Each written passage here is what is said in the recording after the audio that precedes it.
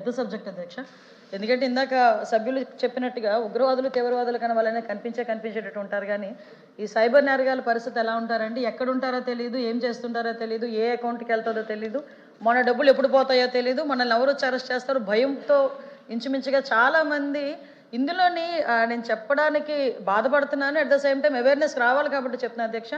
చాలామంది సైబర్ విక్టిమ్స్లో చూస్తే బాగా చదువుకున్న వాళ్ళు ఎక్కువగా ఇందులో విక్టిమ్స్ అవుతున్నారు అధ్యక్ష. అది మా డిపార్ట్మెంట్ వాళ్ళు కూడా దీని మీద చాలా డీటెయిల్డ్ స్టడీ చేసిన తర్వాత అధ్యక్ష ఫియర్ ఆఫ్ 5 ఫ్యాక్టర్స్ ఇందులోని మ్యాక్సిమం చూసుకున్నాం అధ్యక్ష. నేను అందుకే బాగా చదువుకున్న వాళ్ళంటే ఆలు వస్తారండి ప్లీజ్. ఇది మనందరికీ ఉపయోగపడేది, ఇందులో రన్నింగ్ కామెంటరీ అవసరం లేదేమో నా అభిప్రాయం. So thank you. సో అధ్యక్ష ఇందులో ఎక్కువగా అధ్యక్ష fear in the sense digital అరెస్ట్లు అవుతున్నాయి అనేసరికి చాలా మంది డిజిటల్ అరెస్టులు కూడా ఎంత భయానక వాతావరణంలో వాళ్ళు క్రియేట్ చేస్తారంటే, మీ ఇంటికి ఏదో పార్సిల్ వచ్చింది అందులో డ్రగ్స్ ఉన్నాయంట, నువ్వు ఎక్కడ ఏదో ఫ్రాడ్ చేసావంట, లేకపోతే ఇలాంటి పెట్టి వాళ్ళని ఒక రూమ్లో బంధించేసి ఆ రూమ్లోనికి కూడా ఒక ప్రమాణం కూడా చేయిస్తారు అధ్యక్ష. ఆ డిజిటల్ ప్రామిస్ అని చెప్పి ఒక ప్రమాణం కూడా చేయించి ఇంట్లో నుంచి ఎవరిని కూడా రానివ్వకుండా చేసి వాళ్ళని ఆల్మోస్ట్ ఒక హౌస్ అరెస్ట్లా చేసి డబ్బులన్నీ తీసుకుపోయే పరిస్థితి కనిపిస్తుంది అధ్యక్ష.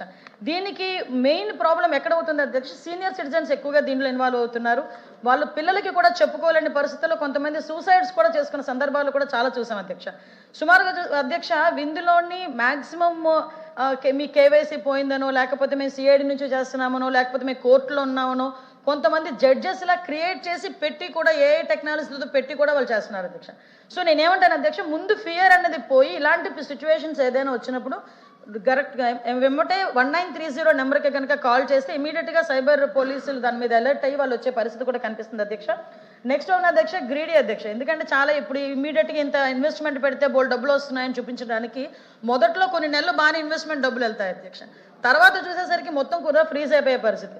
వీటిలో కొంతమంది ఇందాక మన వాళ్ళు చెప్పినట్టుగా కొంతమంది ఆఫీసర్సే రీసెంట్గా కూడా ఇంచుమించు 4-5 కోట్లు 5 కోట్లు కూడా అది కూడా ఎంత నీట్గా జరుగుతుందంటే, ఎంత సిస్టమేటిక్గా ఆర్గనైజ్డ్గా చేస్తారంటే వాళ్ళు కూడా ఒకసారి ఇన్వెస్ట్మెంట్ టిప్స్ ఎలా ఉంటాయి, మీరు వ్యాపారాలు ఎలా చేయొచ్చు రిటైర్మెంట్ అయిన అమౌంట్తో అని చెప్తారు. తర్వాత సేమ్ అదే దాన్ని మేము ఇన్వెస్ట్మెంట్ పెడతామంటే నో మీరు మీకు అర్హత లేదు, క్వాలిఫికేషన్ లేదు, మీరు మా దగ్గర 30 days ట్రైనింగ్ తీసుకోవాలని చెప్తారు. సో ఆటోమేటిక్గా మనం నమ్మేసరికి వెంటనే దాన్ని ఏం చేస్తారంటే 30 days తర్వాత ఆటోమేటిక్గా 3 కోట్లు 4 కోట్లు ఇన్వెస్ట్మెంట్ పెట్టి once upon a time freeze చేసేసి వెళ్ళిపోతున్నారు అధ్యక్ష. అంటే ఇలాంటి సిచ్యువేషన్స్ని కూడా ఈరోజు అరికట్టుకోవాల్సిన అవసరం ఉంది. At the same time main అంటే వాళ్ళకి ఇగ్నోరెన్స్ అనాలో అమాయకత్వం అనాలో అది ఒక టైప్ ఆఫ్ అమాయకత్వం. ఇందాక గ్రీష్మ గారు సభ్యురాలు చెప్పారు, ఎక్కడ నుంచి ఓటీపీ వస్తే కనుక మీకు కేవైసీ అప్డేట్ చేస్తామనో, లేకపోతే ఏదైనా మీరు ఇక్కడ షాపింగ్ చేస్తారు కదా ఓటీపీ ఇమ్మనో, ఏదో ఒక రకంగా ఓటీపీస్ తీసుకోవడం, లేకపోతే ఏదో క్యూఆర్ కోడ్ని వాళ్ళు స్కానర్స్ని వాళ్ళ దగ్గరికి పంపించడం, అది కొంచెం క్లిక్ చేయండి అన్న సింగిల్ బటన్ అధ్యక్ష. దానివల్ల అంటే ఈ మధ్య కాలంలో సూసైడ్లు అవి తగ్గినాయి కానీ అధ్యక్ష, చాలామంది కోవిడ్ టైంలో డబ్బులు లేక చాలామంది ఈ చిన్న అప్పులకి చిన్న పిల్లలు కూడా అట్రాక్ట్ అయిపోయి ₹1,00,000 2 లక్షలు తీసుకొని వీళ్ళ తాలూకా మొత్తం డేటా వాళ్ళ దగ్గరికి వెళ్ళిపోయేసరికి వాళ్ళు తిరిగి బెదిరించి ఈ రకంగా చేసిన సందర్భాలు కూడా ఉన్నాయి అధ్యక్ష. నెక్స్ట్ ఇంచుమించుగా మహిళల్ని కూడా ఎరవేసి చేసే కార్యక్రమాలు ఒకటి జరుగుతున్నాయి. ఇంకోటి ఏంటంటే యారగెన్స్ టైప్లో ఈ సోషల్ మీడియాలో ఏది పడితే అది పోస్ట్ చేయటం, ఎలా పడితే అలా పోస్ట్ చేయటం. చాలామంది ఏమనుకుంటారంటే ఈరోజు నేను పోస్ట్ చేసేసాను కదా వెంటనే డిలీట్ చేశాను కదా అనుకుంటారు. నేనేమంటానంటే ఒక్కసారి క్లిక్ చేసేటప్పుడు థింక్ చేయండి. యువతకు కూడా నేను ఈ సందర్భంగా సభాముఖంగా చెప్తున్నాను అధ్యక్ష. చాలామంది ఫ్యూచర్ గురించి ఆలోచించకుండా ఏదో ఆ రోజు ఆనందం గురించి ఏది పడితే అది ఒకసారి క్లిక్ చేశారంటే ఒక్కసారి మీ అకౌంట్ నుంచి ఒక క్లిక్ వెళ్ళిందంటే అది డిజిటల్ ఫుట్ ప్రింట్లో ఉండిపోతుంది అధ్యక్ష. దాన్ని బట్టి వాళ్ళ భవిష్యత్తులో కూడా పాడే పరిస్థితి కనిపిస్తూ ఉంది.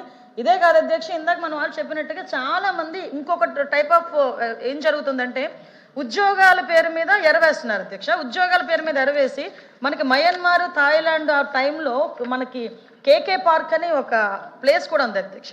అక్కడికి తీసుకెళ్లి ఉద్యోగాలు ఇప్పిస్తామని చాలామంది పిల్లల్ని కూడా మన భారతదేశం నుంచి కూడా చాలామంది పిల్లలు అక్కడ ఉండిపోతే మొన్న రీసెంట్గా గౌరవ కేంద్ర మంత్రి రామ్మోహన్ నాయుడు గారు చదువుతూ సుమారుగా 100 మందికి పైగా అక్కడ నుంచి మన భారతీయులను కూడా తీసుకొచ్చుకోవడం జరిగింది అధ్యక్ష. నేను ఒకటే చెప్తున్నాను, దయచేసి సైబర్ క్రైమ్ పోలీస్ మనం చేపట్టేటటువంటి సైబర్ క్రైమ్ అవగాహన కార్యక్రమాల గురించి ఇందాక నేను చెప్పాను అధ్యక్ష. ఎందుకు ఇంత క్లియర్గా చెప్పానంటే ప్రభుత్వం ఎంత అవగాహన కల్పించినా ప్రజల్లో అవేర్నెస్ రాకపోతే అది జరగదు అధ్యక్ష. ఎందుకంటే ఇలాంటివి చాలా మనకి అంటే కేస్ స్టడీస్ ఇవి కూడా ప్రజలకు at the same time cyber crime police stations ఏర్పాటు చేస్తున్నాం. 1930 ఉంది. మళ్ళీ నెక్స్ట్ ఇందాక అడిగారు అధ్యక్ష, ఆల్రెడీ ఇప్పటికీ 828 కోట్ల రూపాయలని సీజ్ చేయడం జరిగింది. అందులో రికవరీ కూడా 102 crores కూడా రికవరీ జరిగింది అధ్యక్ష.